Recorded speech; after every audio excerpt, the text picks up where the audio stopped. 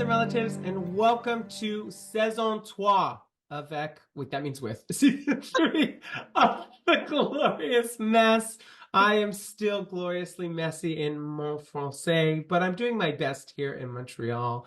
And I am so excited because season 3, it's a little less lonely here in the Glorious Mess family because, like me, there's other glorious messes. I'm not alone. Uh, We got this together, you know? Yeah. exactly. And I'm excited to welcome our two amazing humans. In this first episode, we're calling it New Beginnings, The Mess. And it's all about getting to know all of us in a different way. And we're also going to be looking at some user submitted, folk community submitted scenarios and questions that folks had for us to speak to and hopefully give you some words of wisdom and advice. I always say it's easier sometimes to give advice than take it. But I want to also make the disclaimer that we're not professionals in this space. The Glorious Mess is based on peer support, meaning that we are just human beings who have tried things that worked, tried things that didn't work, and we're committed to growing and learning and evolving. And sometimes the wisdom will land for you and sometimes it won't. And that's 100% a part of the journey. But I think we often think of like wellness and healing in this hierarchical way where like if I have a mental health issue, I got to go to my doctor or I've got to go to my therapist, and it's got to be a clinical therapist. But I think sometimes the best healing can come from talking to your friends, your community, art, movies. Sometimes I learned so much from like Yes. a trashy reality TV show. Like, at So least I don't think like that. yeah, exactly. Sometimes I feel really good about myself if I Yes. don't. Yeah. So I am, yeah, really, really excited. And I thought we could play a fun game of getting to know the hosts. So instead of introducing the host and the host introducing themselves, we're gonna go the person and then us two are gonna introduce them from our perspective. Oh, Oh, shit. I like this. I all of a sudden okay. just got so sweaty and nervous. That's just your fight or flight. That's just your fear. Don't worry. It's just your nervous system. That's fine. Right? It's all safe here. So we're gonna start with our wonderful. I need to add like sound effects and applause here. We're gonna start with Taylor. Oh, go. Yeah. Gonna start with Taylor. I'll go first. Taylor and I realize that we don't spend as much time as with each other communicating as we should, but we're gonna change that. Yeah. But for me, you've always been this grounding force between us chaotic Sagittariuses. For those of you who don't know, Bronwyn and I are both Sagittariuses. So even if it's not directly for me through Bronwyn, I always feel like you're a part of the story and journey. And I'm just grateful for the little moments of wisdom and knowledge and Earth. chaos we've shared. So yeah, that's Taylor to me. Bronwyn, I'm gonna pass it to you. Oh, I'm so nervous. Okay. Taylor, damn. She's my wifey for lifey, you know. But Taylor, yeah, Taylor is she approaches life so different than I do. Similar to what RJ said, she kind of is like more of an observer where I'm like in the middle of it, probably causing all the foolery. And she's just like watches back, no judgment. And she's just taking notes mentally, spiritually. And then when I explode or when someone in her life says, she's there with like receipts being like, I've noticed that when you're doing this, perhaps maybe you need to work on this. And then I was like, what do you mean that even just happened? She's like, well, I've been noticing you in the last 6 months for this behavioral pattern or whatever it is. That One of was just having that exact conversation literally 2 days ago, 24 hours ago, actually. A prime example of this too is, I'll be like going off mentally, just super in it. And then she go, but did you die? Yeah. And it's just like, I did No not. Burning building, Yeah. no death, no, the world is on fire, but it's not dead. Yeah. Yeah. Hey, that glimmer of hope Yes. that we all need. She is my rock, earth. I learn a lot I think we learn a lot from each other though too. It's definitely a little bit of that yin and yang. Yeah. Hey, balance. Now, how would Taylor introduce themselves now? Dun dun dun. Ooh. I feel like I could have said so much more, but I panicked. No, you did great. Thank you. Yeah, I don't know. My first instinct is to like kind of do like a bull in a china shop where like I've arrived and I am who I am and you can either get on board or abandon ship. Um, but I care a lot in terms of like I don't want the world to burn, but like ain't my fault, ain't my problem. She's burning. She's burning. Yeah, we all in survival mode. That's what it is. But It is what it yeah, is. it's a Is life Taylor. motto. Basically, it is what it is. So you can accept all the beauty in life and all that it is not, and just ride with it. With it. That's and listen, that when we were talking about evolving the glorious mess, that I went to Brahma and I was like, we need Taylor. We need to. We can't Because do this without. if any of y'all know RJ and I, we don't just ride with it. We're like, the world's burning. I'm burning. So, you So know. we get a surfboard and just ride the fire with it. You're like, shit's on fire. Probably might not make it out, but I'ma have fun. Right? We know we all need a Taylor in our lives. And that brings us to our wonderful next host, Bronwyn, who is my literal sister in chaos. In that, if something happens to me, i.e., recent hospital visits, for example, and I will be I shortly off after. you will like one time we got this wild like skin infection, and my mom asked if Brahman and I were addicted to crystal meth, actually, because it looked sketchy. Let's be honest. Nope. Yeah. Just each were weirdly possible able to catch the same skin infection called impetigo. If you don't know what it is, look it up. Common And in children and daycares, I think. yes. Yeah. And here we are. Here we Yeah. were in Vancouver, young 20s, with impetigo. It was great. And we got rid of it, and that's fine. But I think Brahman has always been this space where I think we've known each other through so many versions of each other. And there's a balancing act, I think, that we play in that, like, when I think one of us is going through something, the other can be a rock for them, and we teeter totter, and then sometimes both come through. This is the visual. We switch back and forth, and then sometimes it just we're both in it. But I think I absolutely obviously love your family and your grounding and your lessons and your journey and your how you've grown into your power. My God, is I think just seeing the young dancer who took my workshop back in the day, and to see you create a brand, an idea of self, and then to still be where I think you wanted to be maybe 5 years ago, and to then say, okay, but now what's next? And then now to be taking it where you're taking it, I think is so admirable. So I love you forever, Brahman. Taylor, what would you say about Brahman? Honestly, I'm gonna just knack onto that last part because that's exactly what I think I admire most about you is the fact that like I've always been a person where like I would love to keep growing. Like I'm the yes and I don't meet very many people who are a yes and half the time I don't even have to like finish my sentence. I kind of just look over at Rhoda and she's already looking at me. We're like, I, like it's this kind of just the snowball of like we're on the same wavelength like most of the time, and it's just like it's nice. You don't meet that very often, having people who are just like yes, and let's do it. Let's keep pushing. Let's keep growing. Let's do more. It's nice. Live life to the fullest. Thanks, guys. Wow. Just cry. Bronwyn, how does that resonate for you? Who is Bronwyn? Wow, that hit. I've only just started to like look at myself with admiration and admit that I am somebody that's very ambitious. I've never put myself in that box. It's always been some kind of excuse like, oh, I half-ass and wing my way through life, therefore I can never actually fail because I'm not trying. You know what I mean? And then I got diagnosed with ADHD, and then you're like, oh, that's my brain. Wow.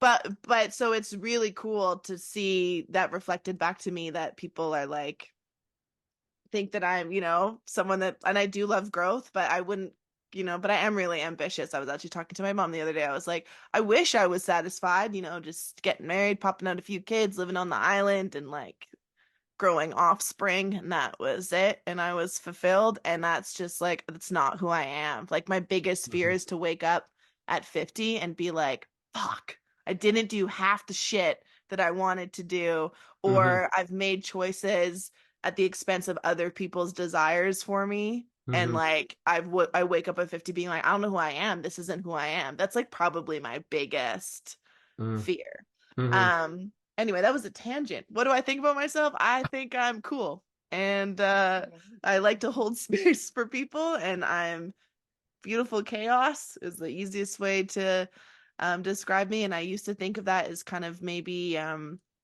negative or tumultuous, but now I feel like my beautiful chaos is showing up in different ways in my life. My personality is chaotic, but not destructive. Whereas I Mhm. think before I was like using beautiful and chaos as like destructive, where I don't feel like I am that. I'm Mhm. still like this, but I'm Mhm. beautifully cool. I don't know.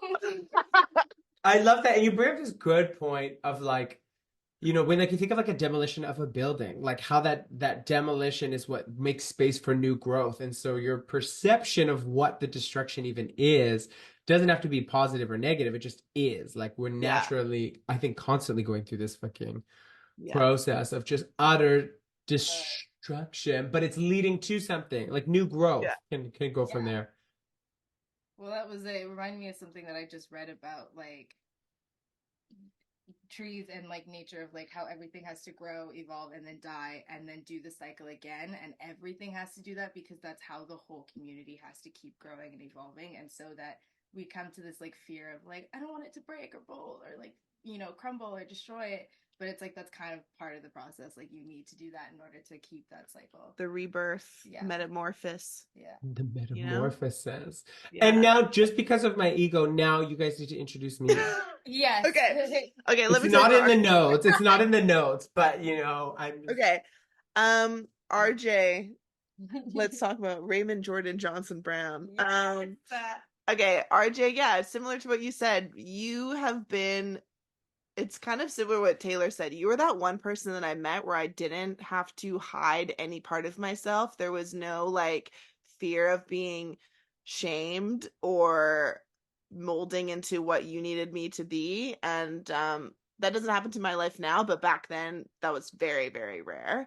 Um, and as we've evolved, we've really thankfully been on opposite sides of destruction and turmoil when the other person, and so it's almost been like uh we've been each other's like lifeboat in a way, like mentally, spiritually, where it's like one person is trying to figure it out, but Mhm. there's this constant understanding with Mhm. this no judgment space. so Mhm. so if I'm saying, like, pick it up, like we gotta get back to that place, it, or when you're saying that to me, it's never from a place like we don't understand. It's like, oh no, and if you're telling me that the boat is, there's a hole in the boat, it comes from this place, it's love, it's like, we've just I think we both see you have this such bright light and power, and I always say that with people that have the space for great lightness, they have just as much darkness. And I Mhm. think it's really I've really loved seeing you evolve into different pockets of life, but it's still always with you sharing your experiences and trying to bring awareness to other people's problems in a space that is non-judgmental and safe, and that's like really rare. You're not, Mhm. not sitting on your high horse being like, I am healed and I have no problems and therefore I will help you with yours. It's really like, so yesterday I was on a bender yesterday. What yeah, about you? yeah. Yeah. I just think you're amazing. That's Oh, all. I honestly, I think like the first time we met, we were having a grand old time. But that was breakup era, I think, right? My Breakup era, yeah. yes, You Valentine's Day. Valentine's yes, Day breakup era. yes. Yeah. Everybody, we were all in our fields. We were all working things out together. Um, but one thing that I noticed, like from the get go, is that you do lead with love. Like you like Yes. I don't know, we met and it felt like we were friends instantly. Like, you know, it wasn't like we were meeting for the first time. It was like we were catching up and now we were just a little threesome gallivanting. We were just having a grand old ball. I think that's something that you have is that you're very welcoming, which is really nice. I like it. Lead with love. Yes, that is Lead with love. RJ to a T. Lead with love and authenticity, and thank you both. I appreciate it, and I love that feeling of like discomfort I get when I hear good things because I it was means gonna that, say, can we just talk about how uncomfortable that is? and that's like a part. I don't think we ever do that enough. Like we don't, especially in like for those listening, like, we're all involved as dancers in this creative industry and have other endeavors too within that. But like we always, I don't know, we don't receive compliments well, and yet we always want attention. And so we always like play this weird fine line. So when we hear good things about us and talk, it's like, oh, that's weird. Or sometimes it's easier to express with the body. I don't know if you guys find Yeah. that. Yeah. To say it means is harder. So as a hashtag, normalize complimenting your friends for good shit. When you're not drunk. When you're Okay, let's talk about that. The most in compliments and shit I've gotten between my friends, it's when we've been on drugs or drinking, and there's a piece of your brain. I don't know about you. I wake up the next day and I was like, well, I've never heard that sober. Or you get to a point where you don't receive it as much because you can dismiss it almost with like, oh, we were drunk, they were drunk. Or I don't know about y'all, I'm very like showering everybody in the sun with compliments when I'm on the influence of anything.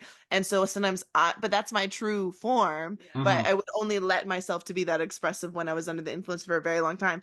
And so I would wake up being like, oh, I've now shown my sensitivity and how I feel about this person, which is like back into that uncomfortable. So like tell your friends that you love them and what you like about them on their birthday, on a Monday, on a Sunday, like whenever. Out of the blue, Out of the blue. 100%. We write little sticky notes to each other sometimes. Oh, yeah, that's really gay. Well, all right, and we're back after that brief technical interruption. Who knew that you had to pay for things? Oh wait, we're in late stage capitalism, so you have to pay for everything. And that's what it means to live. But now that you've gotten to, oh, did I share about, I did share about me, so we didn't need to go to that. No, I did share who I was. No, we didn't, did I? No, you didn't. No, you didn't. Okay, well, maybe we'll cut all But I this mean, too. they've been listening to you for 2 seasons. I'm sure they're kind That's of. very true. Okay, wait, we'll cut. We'll do a cut, and then we'll go right into me introducing myself, then we'll transition. Okay.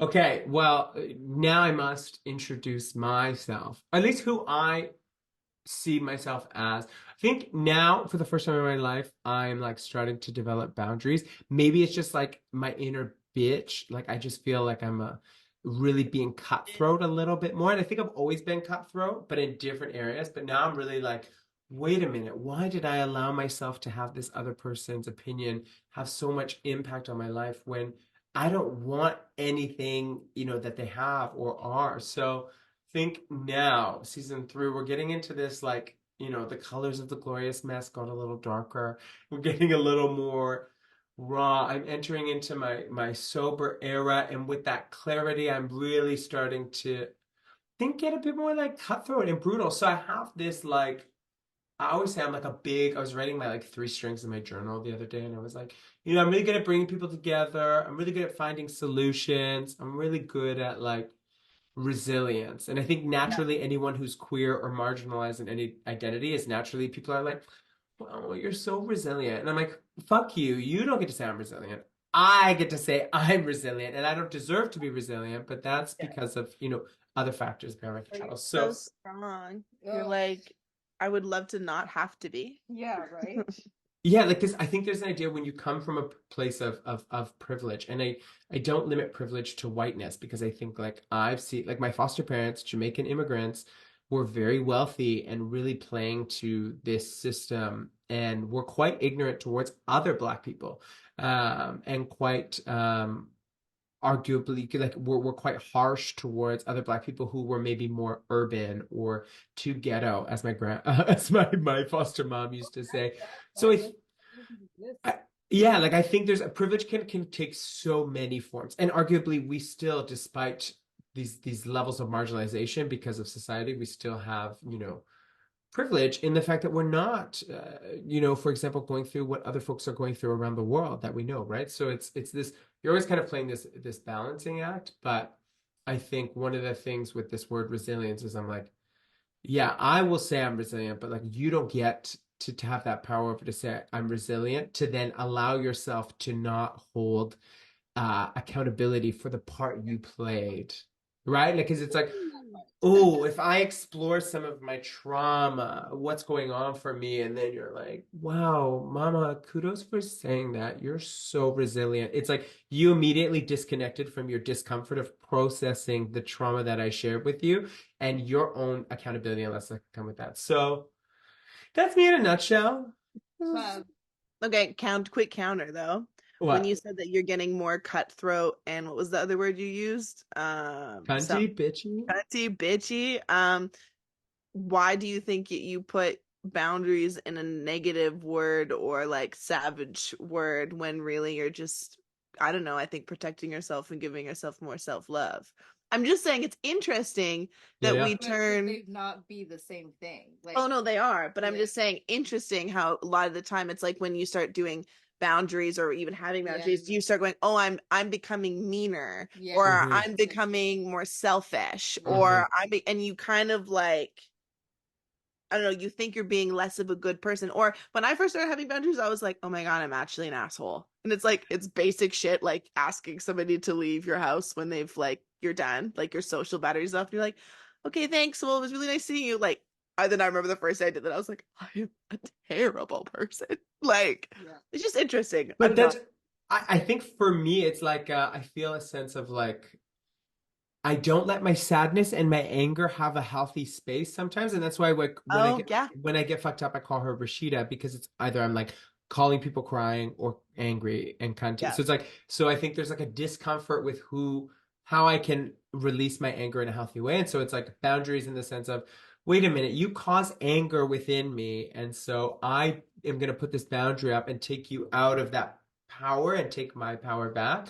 But you're right. Societally, yeah, we're naturally, and especially I think maybe like for folks who were assigned female at birth, you're kind of taught to like if I, as somebody Oh, who's assigned male at birth, am more angry, society will accept me probably and be like, wow, so confident. And then they'll go to maybe you and and be I'm a like, bitch. Yeah. Yeah. yeah. And it's one of those fucked up things in society. And that brings us into our next segment of what's happening in the world.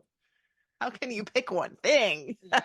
Right. Really and truthfully, there's no way you can pick one thing. And I've got tasked with today's kind of what's going on in the world. And I know you folks haven't seen it yet, but is this Dan Schneider documentary. For those of you who don't know, Dan Schneider is a producer, creator, responsible for the Amanda Bynes show, all Mm. that. And a lot of the old castmates are coming up to talk about these really disgusting ways and abuses of power that reveal his misogyny towards female writers in the room, how he would underpay them and pay them like he made only two female writers share one salary instead of giving them a full salary, while there was other like multiple male writers who had full salaries and full pays. And just Amanda Bynes isn't a part of it, but we can make at least some guesses when we look at what happened to Amanda Bynes and everything that she went through, that like was there some other thing happening here based on all of these people coming forward. And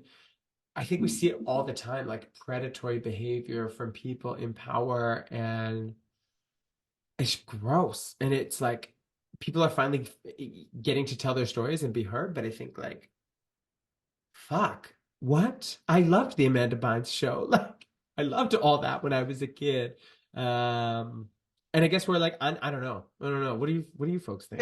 There's so much stuff coming up about like Nickelodeon stars too, and like the Disney Channel, Hmm. and like even, young adults and teenagers like in that industry, and kind of even removing it from like that bigger umbrella. But even the dance industry, you hear stuff like here, like, Hmm. or anywhere, anywhere there's like a position of power, and even, zooming out of that, I feel like there's this, like director, producer, channel head, whoever it is with the talent. Like there's such a, anybody that is a creative or an artist, or in some cases it is by gender, but anybody that is and then, okay, sorry, I said 16 thoughts. And then it's like anybody that is a creator or an artist is somewhat disposable, in that Yes. regard. And then now you have all the AI shit coming Mm. out, being like becoming writers, artists. And it's like we're just stripping even further the humanity of how art is supposed to be Mhm. created. Like, Mhm. and it's Well, honestly terrifying to I watch. think it's because like, and I'm seeing this not just in art, but also in anything. We like from time before, but especially now with like when we have more advancements, we get more into technology, we have more information. We Mhm. start to just shift our focus to the product is the importance. Mhm. And so now everything is about, well, like, how can we deliver the product? How can we deliver Faster. the best product, the faster, the one that will last the longest? Where can we? And we've cut out the experience, the feeling, the Mhm. person making the thing. If it's a shoemaker, like the person making the shoe, or the person creating the art, or the person, you know, being the assembly line to a factory, or whatever. Like we've cut out the human experience into Mhm. the final product, Mhm. and now it's only about that. Yeah. Capitalism.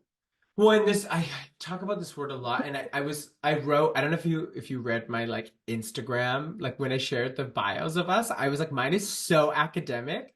Yeah. I didn't even realize how much I've been impacted by being a student at McGill, and it's great, but then it's also like I have to check myself of like my accessibility of language. That I'm like, oh my God, I don't want to be participate in this hierarchy that thinks it's better than the rest of society because it uses bigger words, but this word like commodification of the individual, that you are now a product of a society rather than a human being, I think is like the scariest thing. And then when we look at like these imbalances of power that, happen, it's like those people, those two women, those writers took that job because at the time they're like, well, I need a job. I need to Yeah. participate in this society. I need to get my in. And then they didn't want to upset him because they didn't want to lose other opportunities in the industry because obviously people talk. And we know we've seen it in the dance industry, like someone shares a story and they're like, oh, they put on their Instagram post, this happened to me. And then they don't put the name. And then people DM say, who is that? And then everyone starts sharing it. And they're like, oh, we cancel that person. That person doesn't exist. Da, da, da. And I think we're tying into a bit of cancel culture. But one of the interesting things about that, and I'm not saying this about the Dan Schneider documentary, I think it's very gross. And I really stand and listen to the victims who saw so much abuses of power and really inappropriate misconduct from somebody who should have been there caring for them and taking care of them, especially vulnerable children. But in the peak of when like the dance industry started to go through in the pandemic, people posting these Instagram stories of sexual assault, what I thought was so interesting was one instance of a case where somebody claimed many abuses, but in the end that actually wasn't true. And we don't need to like name names about it or anything, but it's an interesting kind of part of society that in a push to be a part of something, to be externally validated, how somebody would be comfortable to then say, well, I too was a victim, Right. because we fight so hard in this society to belong. And then sometimes in that, we inadvertently, there was a quite a marginalized human being who was on the canceled end of that. But in the end, it turned out that wasn't actually the truth at all. And that's like, I don't know, it's fucking scary. Yeah. Yeah. I think cancel culture in a way is also just like, I can't stand it. I just think I have such a love-hate relationship with social media in general. Mm-hmm. And then even with cancel culture, there are some, and I struggle with this even before all this was a thing.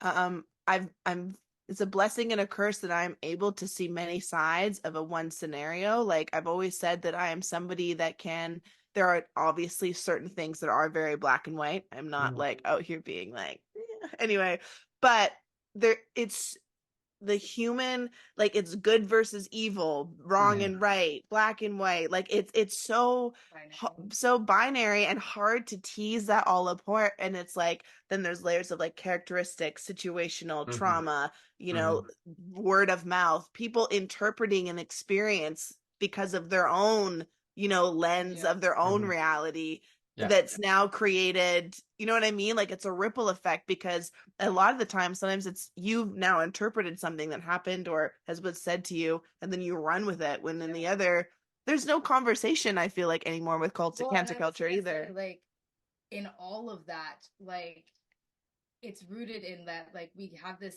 permanent thought process on it. Like, something Mm-hmm. happened, Mm-hmm. and now it's like a done deal. And Mm-hmm. it doesn't allow anybody to learn or grow or Mm-hmm. like say, okay, yeah, even if a person was a shitty person and it just, did all this whatever, Mm-hmm. if they, make a change and, correct their ways, not to say that it washes all of that away, but it's clear that this person evolved and grow. But Mm-hmm. then you just put such a permanent marker of like, well, this was that. And Mm-hmm. now that person can't ever come back from that, can ever find another, Yeah. like that whole scene is now shaped that only that one way. And Mm-hmm. it's like, okay, well, that was, 20 years ago. So Yeah. clearly that person's not still doing. I'm just saying it's more complicated It's so much than more that. Exactly. And I won't say, and again, anyone listening, actually, I'm not afraid to be canceled anymore. I'm not talking about Dan Schneider when I talk about this. I'm speaking Yes, generally. yes, But like, I yes. think I've started to get to a place where I'm like, I live as if I'm already fucking canceled. Because in someone's version of events, I'm sure you have a problem with me, and I'm sure you Yeah, thought it was the worst villain. thing ever. And give me the Yeah, villain edit. I don't fucking care as long as I'm evolving. And like, we've been so conditioned to be, because if we think back to that commodification of how do you become a commodification for the capitalist agenda, you have to be a binary. You have to be really easily understood and put into a box so you make sense. But there was one story, and I thought it was so interesting. There was a teacher, and in his position of authority, he started to kind of innuendo text DM with some 16-year-olds in his training program. And in that, one of the people came forward and said, this person has done this, and he wasn't much older than them, but he was, I think, like consent wise, and again being in a position of authority, yeah. it was definitely not appropriate behavior. But what came out then through a relationship that I have with one of his friends is this individual had been through some severe like sexual trauma, very religious family, whereby he wasn't allowed to explore his homosexuality and queerness, and so he felt really unsafe and uncomfortable, and so he was in a position of power talking to somebody who he felt like he couldn't get in trouble with, in a Yeah. way. And so in the end, I actually ended up getting him some counseling supports and helping him because he got dropped from his agent. He got dropped from his teaching job. And I agree that he should not be teaching minors because of this predatory kind of behavior. But at the same breath, I'm like, everyone was canceling the individual, but I went to this person and said, okay, but how do we help him get to where Yeah. he needs to go so that he can actually heal this shit? Because if And I stop him can't, doing it again. Like, you know what I mean? Like, I mean, yeah, like or else our what's he our gonna at do? our prison Suicide. system, it's the exact same thing. Like Mm-hmm.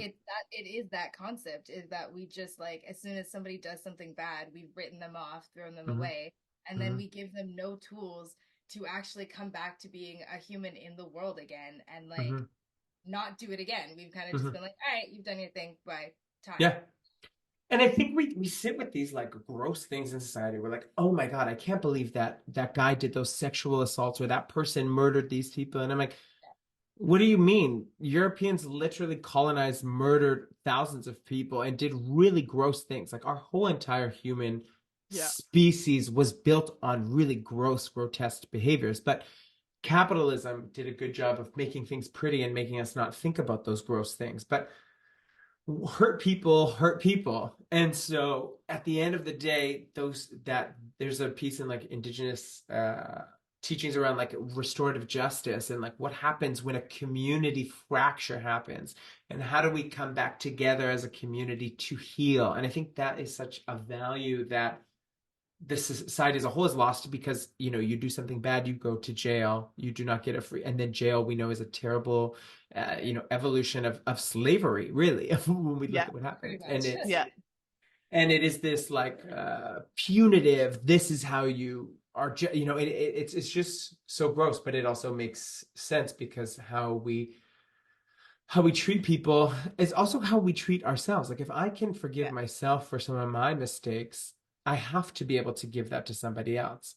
And if I can't hold space for the complexity of that individual, I think I'm like, well, then how do it really shows me how you treat yourself and how you Yeah. treat your own and fuck ups. And it's easier in this world to be like, I'm a piece of shit. I fucked up. I'm a terrible person. I'm like, but what do you learn from that? You don't learn much. But when you dive into why did I make that decision? Yeah. What, 100%.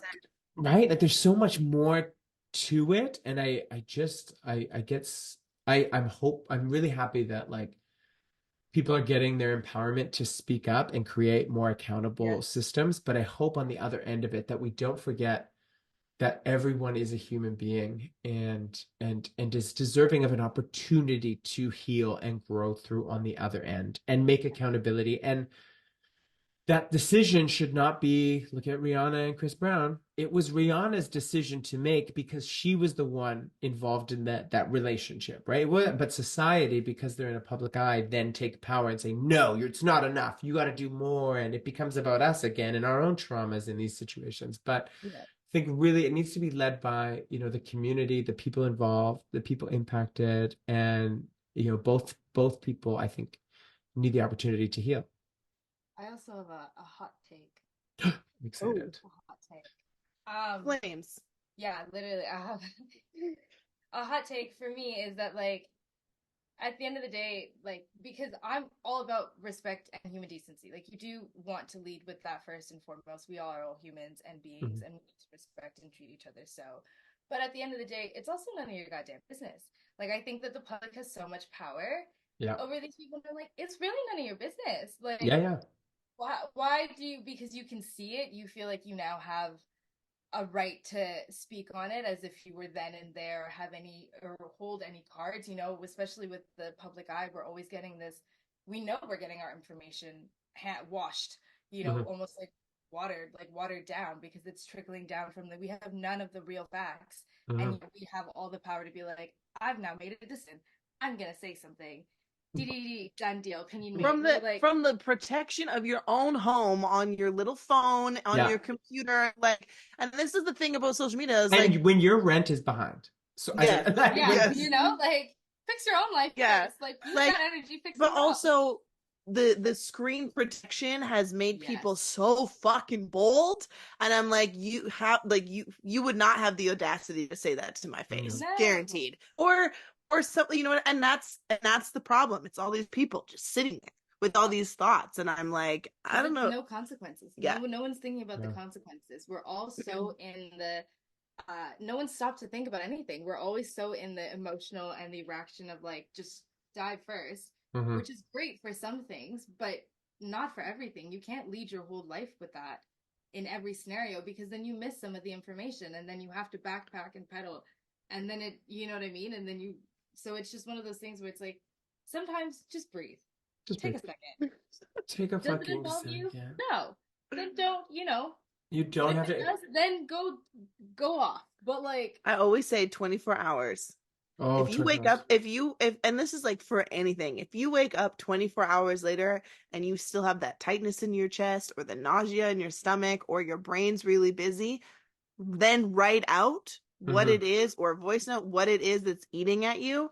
And it's Hmm. like, is it your own shit being reflected back at you? Does it Hmm. something that you need to then share and say to a person? Hmm. Like where is your need to speak up coming from? yeah. Is Hmm. it for you to feel and look really good to your little friend group that's on the same page so that you don't get canceled in your personal life? Or, is it because you feel really passionate about this experience because it's something that reminds you of something that you've gone through, Hmm. or is it because you want to cause harm to Hmm. someone? Hmm. Like it's and that can be taken like to anything in your life. I always say 24 hours if it's still eating at you, and I always say it's like we have four pillars of emotional space. It's like you're either operating, and we've made all these other, colluded things, but at our core, it's fear, Hmm. happy, or sorry, happy, sad, angry, scared.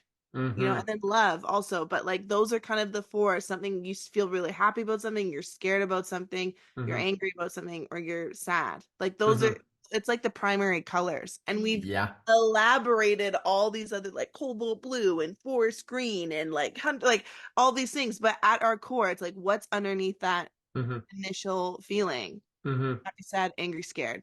Like, And the only way to figure that out, because sometimes sadness becomes anger. It looks like yes, anger here because I haven't dove deeper into yes, the plot. And I think you have to take time, like 24 hours for some things. Fuck, a year. yeah, You might even yeah, need to wait a damn year or damn time, year. like because Well, we've constructed time. So Yeah.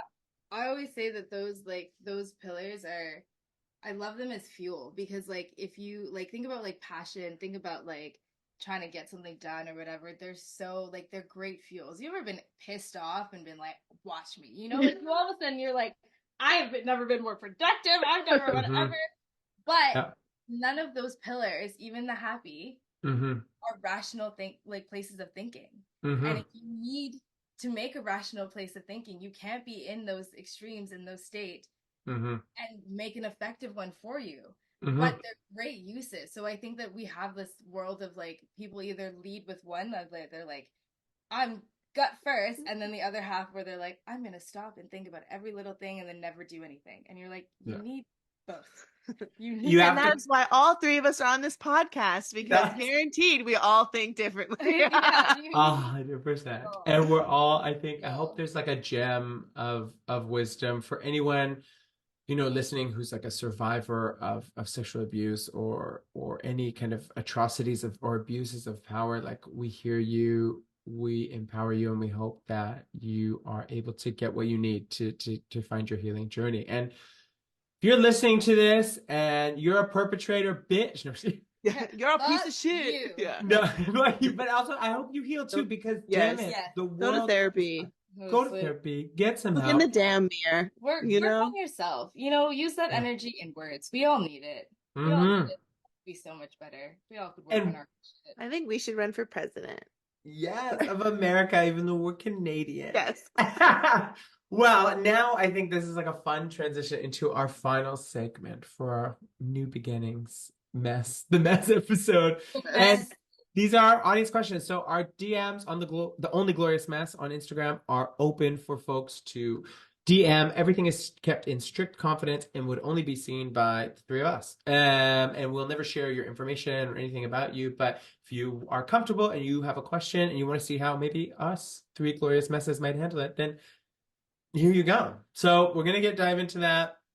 I don't know. Maybe Brahma, do you want to read the first one? Sure. Okay. So, somebody reached out and they said, I'm struggling with setting boundaries in my relationships. How do you each approach boundary setting in your own lives? And do you have any tips for someone like me who finds it challenging? Ooh. Human, let me tell you. Yes, this is something that I actually healed a lot of with Taylor. Um, kind of, okay, a couple things to say. So, relationships, I recently listened to some, not recently, a while ago. I listened to some podcasts and read a couple books on this, on actually like conflict resolution and communication styles. And you know how we talk about our love language and all that stuff, which by the way was written by a man so that he could tell his wife how to love him better. Anyway, it's like so misogynistic, it broke my heart because I love those. But anyway, regardless, there's actually like fight styles. So like there's what we kind of were talking about earlier in the episode. Some people need time to process their feelings. Other people, that makes them overthink and they need to address something right away. They can't fester. Some people are hybrid. I can't remember the exact names of all of them, but and so communicating, especially if it's like a partner or a close friend, somebody that you do have a quite working relationship with, finding out how they like to communicate and get to a place where you're not in a reactive state, discussing what your boundary is. A lot of the times, it's not the person, it's you feeling like you're not being heard or respected with your boundary. having a communication where you're not sitting across from each other. I find I've come like fully prepped with a piece of paper before with like what I need to say so I don't lose my nerve. And I've sat next to a person and been like, okay, I'm having this issue. I need to set this boundary. I would like to talk about why this is and how it's made me feel. Notice that I'm not saying how you made me feel, how, I've taken accountability to the situation. And then it starts to become a conversation about you, the person and yourself with this problem. And if I'm sitting next to them or in a or sending a voice note, whatever, it's not an attack. And then usually it becomes from a place that it becomes a bit more like receptive. And then you can move forward from there. That's more if it's like a romantic relationship, I would say, for sure. But also, um boundary setting is really hard. Like it is. It gets easier with time, for sure. But also like writing down what your honestly, swear to God, writing down a little list of what your boundary is or a few things and like being able to say it in a concise manner, super helpful. Because when you get in there and you're like, I need to tell you about my boundary. This is what it is. What do you think?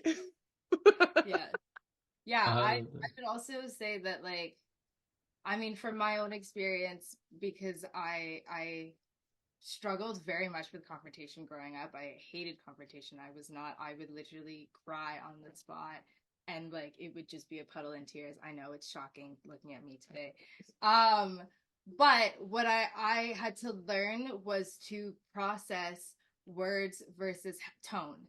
And because sometimes the words that people are trying to say are what actually has the value, and how they've said it or in the moment that they've said it is not what needs to come across. And depending on where I'm at in that, when I'm receiving it, I will either latch on. And so I worked really hard on processing that for myself so that I could then give that to my community, so that I'm always the person that will say, like, however you need to, like, if you want to cry, scream, yell, whatever, kick, we can do that, but know that, like, at some point we are going to have to communicate about this authentically and get to the bottom of it. And it's not the end. It's not like we have an argument, we're like, okay, it's done, I'm not your friend anymore, I'm not your partner anymore, I'm not anything. Like, there is another side to it. But however you need to, in that moment, get it out, knowing that at some point we will return to this for more in depth and to push past it. Yeah. I love that. I mean, obviously, I don't have anything to add. I don't know. I'm writing shit down as I think. I'm like, It's a lot of it's so much easier said than done. And it's not to say that, like, once you've done it once, it'll be so easy to do it again and again and again. It's really circumstantial. And I think that, like, that's why I say that, like, just breathe approach of just like taking a second, like, even in that moment when you're ready to pop off, just to even go as a preparation to pop off. It's not to say that that's the answer to fix it all, but just a breath and then go. I will say, if the person that you have decided to set yourself up a boundary with doesn't respect your boundary, then they are not a person that respects you. Period. Yeah. Like, period, full stop.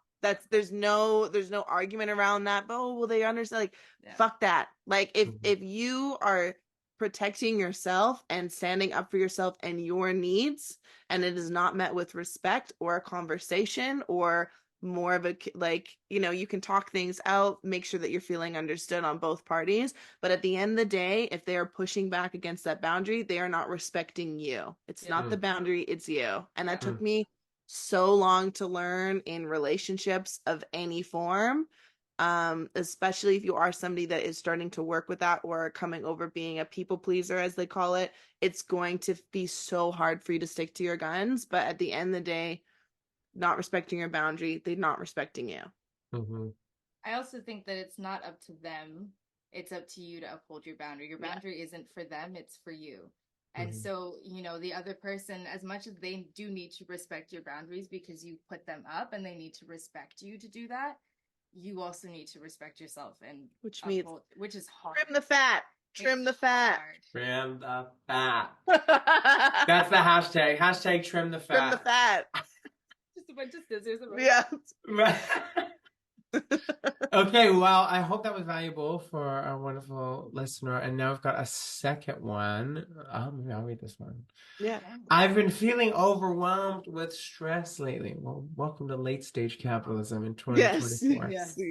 And I'm curious about different healing modalities. Could you share your favorite self-care practices or techniques for managing stress and finding inner peace? I'm trying to think of one outside of the box that I like. Okay, this is like, there's an app I have, y'all. It's an AI app, and it's a like cognitive behavioral therapy chatbot. And I kid you not, because CBT is all very linear. Like, Yeah. what is the catastrophic thought? How do we break it down? How do we replace it? And so one of my biggest stress reliefs when I'm in my like hypochondriac, like overthinking kind of space is, and if I don't have anyone to reach out to in my real life, I use an AI chatbot for CBT. And it is so therapeutic and kind of scary sometimes. But it's like, I could see how that could really work. it can because I mean the beauty of it, and this is what I say with the new generation, like a lot of there's a lot of discomfort in talking about things, and they feel much more comfortable in technology. So these AIs kind of become a space to release uncomfortable conversations in a confidential space. And I understand that that comes with risks because in the world we always want to protect people. So we're like, well, if they were suicidal and we didn't know, we could have done something. And like yes and no, maybe you could have done something but you don't know, right? And sometimes that release or being able to talk about uncomfortable things through a stranger can be sometimes easier than talking about it with a loved one. And so anyway, mine is a CBT chatbot, but if it's not a chatbot, it's my journal. And just like having a real conversation and writing it out is my biggest way to be, okay, I'm stressed. Okay, what am I stressed about? And writing it all out, I think, especially before bed, is such a therapeutic way for me to help my body process and put things in perspective, and then I can let it go. Yeah. I feel like that's all the earth in your chart coming out. Yeah. As somebody that is a fire sign and just know all of those things, fuck all of that. Honestly, I respect your way to de-stress. Here's another hot take. I say when I'm in a state of overwhelm, it's because I'm living in my head and I need to get out of my head and into my body or into my life. My phone causes me so much stress because I feel like I'm constantly looking at stuff on Instagram, it's depressing out there. I start comparing myself to other people's lives. And this is how I know I'm close to burnout. I'm resenting my job, resenting being talked to. I'm just like doom scrolling. I also feel like because I'm a self-contractor, people can always get a hold of me, and I don't have good boundaries yet on days where I'm like not working. I don't have to respond to that. So I say, get off your phone. I delete my social media apps off my phone. And this is if I'm like in a state of overwhelm, so I'm not scrolling. I'll go outside. I will put on music. I will physically like jump up and down in my body, gyrate, whatever. I will scream into a pillow. I will then try and get that. And then once I have kind of moved my energy around, I will go have a bath. I will watch a show that's like kind of, something that doesn't have a crazy plot and I'm really invested in. It'll be like really mind like reality TV or something that I've seen before, whatever. Um, and then from a place of now I'm ready to like step into the solution side of it. And unlike RJ, I hate writing things down. I can't spell for shit. My grammar is terrible, and I'm actually someone way more educated verbally than not but so I found but I am somebody that really likes to process information out loud. So I've started journaling but through voice notes. I'll just go into my voice memo and I will just start rambling, like listing all the things that I'm stressed about, and by the end of the time I'm done, I will like have self-therapized myself being like, I'm stressed about this. Well, actually, you know what I've realized? And I'll just so start kind of, and I'll find some solutions. And if that doesn't work, call your earth sign friend and be like, please help me. But sticky notes too. Sometimes a state of overwhelm is because our to-do list or we feel like things are just too overwhelming. I'll put 3 things. Okay, I'm overwhelmed with what I need to eat. I don't know when I'm going to do this. I will write down 3 top priority things. I only focus on that. The rest of it can burn until I get those 3 things done. And then I will make a new list of 3. Well, I love you both, but what both of you do in different methods, it's called object displacement. So you've taken the stress the thing that you are stressed about, whatever, emotional, and have transferred it into something tangible, whether Mhm. that's literally something tangible or taking a bath, going outside, talking to phone, doing the chat GPT, and then dealing with it through that way so that you can then come back. What do you do, Taylor? Yeah, you think you're better than us? No, just kidding. No.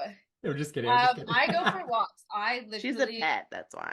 yes, True. which is nice because what it does do is that like I have to take care of it.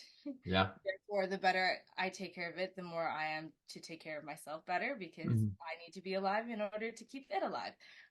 But what I do is like I will go in a forest and like I Forest will, bathing. yeah, but I will also turn off my phone. Like I'll keep it on for music. So I like to match the music to whatever I'm like Feeling. yes, that I'm feeling in that vibe or I need in that vibe. Because then I need to let the emotions pass through. Like if I try and switch the vibe, then I'm ignoring how I'm feeling because I'm trying to Mhm. get to something else Mhm. versus like being with the vibe that I'm in so that I can let it go through and then I will just take in my scenic vibe and I will shut my brain off and just walk down the street, walk through the city, walk through a forest and just yeah. I'm sorry. I'm so distracted by Brahmin. I'm sorry, I just got an idea. And I was trying to wait till she was done so I could share my idea. We should make a Glorious Mess playlist for different feelings. Yes. Wow. Love Okay. making playlists. So Coming yes. to you next. Yes. The Glorious Mess playlist coming You soon. love to It's curate true. playlists. I love So curating now there's your playlists. solution. Put on one of our Glorious Messes playlists Yes. when you're in overwhelm. Yes. Yes. Most of my tracks will obviously be Nicki Minaj. As we know. Yeah. It'll be very different and we will put who's made what. So Yes. we don't claim what RJ puts on the playlist. Taylor, what do you want to do? You want to read our Yes. last thing for today? Yes. Oh, man. Oh, this is good. Yes. Oh, good. Oh, great question for me. As someone who struggles with anxiety, I often find it hard to stay present and mindful. Do you have any advice for incorporating mindfulness into daily life, especially during challenging times? Yes. Oh my goodness. So I also struggle with anxiety, and let me tell you, anxiety is a bitch. Say it And is again. a liar. Is a liar. But that's another topic for another day. Staying present, I start with small increments. I think that we think of a fix as to be as grand as the problem. You know, if the problem is so massive, then the solution must be so massive.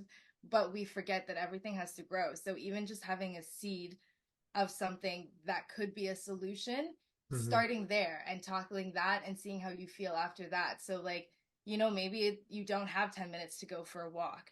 Do you have a minute to walk in a circle? How do you feel after that minute? Was the walking useful?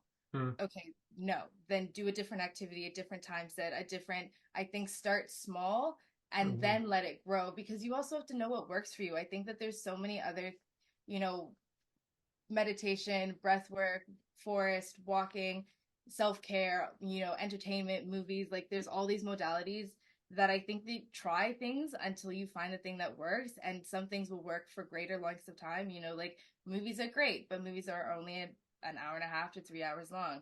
So I might not need that for all the time. I might just need 10 minutes. Yeah. So what does 10 minutes work with something else? Maybe I'll color. I love coloring. I'll color for like 30 minutes and then do something else. I love that. And I love to, I also say like sometimes medication, like cannabis, shrooms have shown great. Ketamine, like assisted therapies for anxiety are really, really some interesting things that are starting to move forward, which I think is really cool. I don't maybe recommend like just going to the club on Davy Street and doing the ketamine, like do some ketamine assisted therapy, because at least you know it's pure. And you never know on the streets these days. But I think too, you can sometimes need things outside of yourself, but my fear for myself, and let me not say, I do not shame anyone who needs, you know, I take my Advil when I have a headache. I don't like to be uncomfortable as much as anyone else. But my fear internally when it comes to my anxiety is if I take a substance outside of myself, I'm teaching myself that I can't handle it. And that scares me. And yet, when I fly, we all know I take fucking clonazepam to fly. It's the only thing I could do. But now I see the habit I formed where it's like I can only fly if I have clonazepam. And if I don't have clonazepam, I can't fly. And even then, if I have clonazepam, sometimes I still don't want to fly. No, no work. And sometimes it don't even work. But what I think for me and specific to this question is this beautiful exchange, and I love nature. I read it in this book called Wherever You Go, There You Are.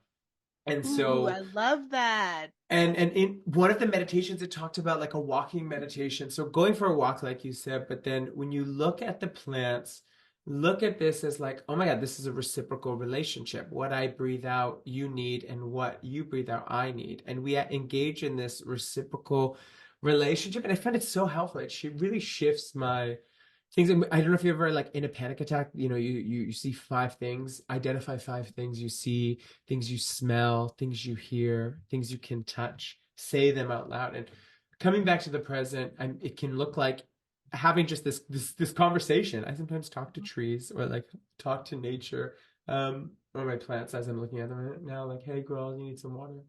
You look thirsty, bitch. But it's really engaging the senses again because Mm. and getting back into your body, I Brian. I would think you say said that. engaging the senses is a big one because it also doesn't have to be. I was thinking of like the whatever you do to bring back to your body and be back to present. It doesn't have. It can be fun. Like Hmm. it has to be something. It has to be a modality that works for you. Hmm. But I also, I want to give space for those who are like, I'm not going to meditate. I'm not going to stand because that is not always going to work for everybody. No. And so I think the key is to finding something that will take it away. Hmm. We're stuck with the anxiety. It's that loop, right? And so that's the whole point of saying the 5 senses is to get out of that loop and get into something else, into Hmm. pathways. And so if you can find things that are a pathway, it can be as fun as coloring or as fun as putting on music and dancing in your in your living room for 20 seconds, or Hmm. singing your heart out to something. I think that Or also masturbating. art. And you can Art. do Masturbating. art. Yeah. Oh, it's like sexual masturbation is actually like a really great thing for. Yes, Okay. it is. Okay. So, for me, I have really bad social anxiety. Shocker. Um, Believe it or not, yeah. So for me, I had to I watched that show. I think it was Big Mouth. I don't know. And there was an episode where their anxiety showed up as an elephant, or maybe it was a book. Hmm. I can't remember. But basically, it was being able to make yourself bigger than your anxiety. So, um, I now have this visual that when I get that flare up of anxiety, I coexist with it. I actually Hmm. don't try and and I'm sure social anxiety is different than just all of a sudden I'm anxious for a day. It's usually circumstantial a little bit, or I get kind of stuck in a loop of something that maybe might happen when I go somewhere. Hmm. So I'm sure it might be a little bit different for others, but Hmm. I find that when I do start to feel anxious, it's an acknowledgement of like, oh, there's Anne Mhm. sitting on my couch again in my And brain, Yeah. you know, fuck yeah. there, she's Yeah. in my house. Yeah. I'm also in my house, but she's in my house. And Yes. so Yeah. it gives me that little bit of a visual. And I literally have this visual of like my inner child sitting on the couch, which is like my brain. And then Mm. like this elephant comes in and it's heavy and it's annoying and it's big, but also it's an elephant. And so there's a piece of me that's just kind of like, but it doesn't consume me so much. And then Yeah. eventually, I also do this thing where I tap on my sternum. Yeah. Mm. And Yeah. that Yeah. sometimes, because for me, my anxiety sits right here and I feel Mhm. Mm. quite tight. Mhm. And I'll tap, and my mom used to say this to me all the time. She'll go, Joy, joy, joy, joy, joy, joy, joy, joy, Bronwynn, joy.